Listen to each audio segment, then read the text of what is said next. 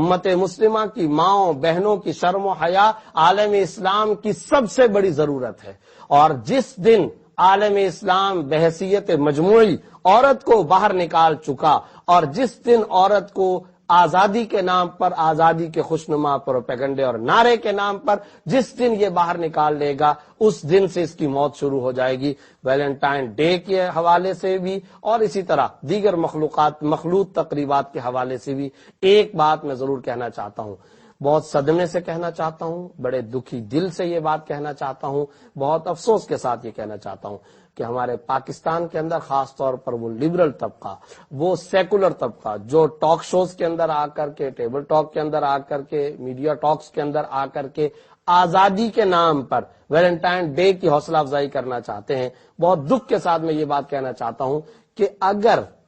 آپ تنہائی کے اندر،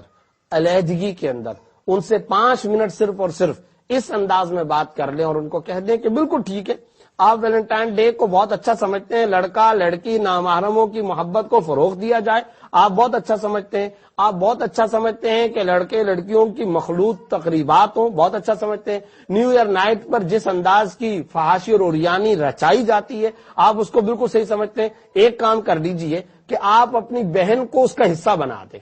آپ اپنی بیٹی کو اس کا حصہ بنا دیجئے۔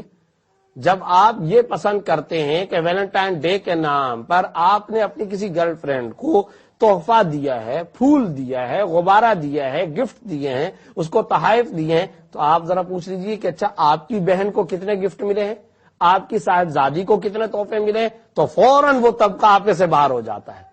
کیوں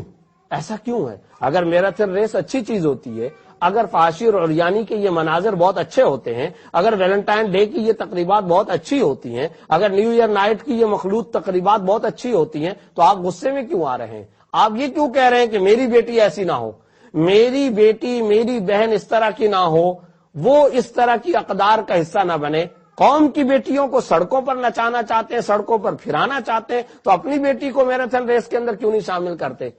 یہ بات یاد رکھنے کی ہے، احب لاخیک ما تحب لنفسک، اپنے مسلمان بھائی کے لیے وہ پسند کرو جو تم اپنے لیے پسند کرتے ہو۔ اپنے لیے معیار کچھ اور ہے اور امت کی بیٹیوں کے لیے معیار کچھ اور ہو، اس سے زیادہ گھٹیا، اس سے زیادہ ہلکی سوچ اور کوئی نہیں ہو سکتی۔ میں دست بستہ امت کی ماؤں سے، بہنوں سے یہ گزارش کرتا ہوں کہ اسلام کی نبوی تہذیب پر فخر کیجیے، مدنی تہذیب کو اختیار کیجیے، مسنون تہذیب کو ترہ امتیاز بنائیے، سرکار دو عالم صلی اللہ علیہ وسلم کی شرم و حیا سے پر مبنی احادیث اور ہدایات کو اپنی زندگی کا لازمی جز بنائیے کہ یہی حقیقی طرز زندگی ہے۔ خدا کرے میری ماؤں کو اور میری بہنوں کو یہ عفت، پاک دامنی، روحانیت، تقوی، خشیت، شرم و حیا کا لباس نصیب ہو، یہ زیور زندگی کی آخری سانس تک ان کے ساتھ جائے اور ان کے ساتھ قبر کے اندر بھی یہ شرم و حیا کی دولت جائے۔ اللہ مجھے آپ کو اس پر عمل کی توفیق عطا فرمائے۔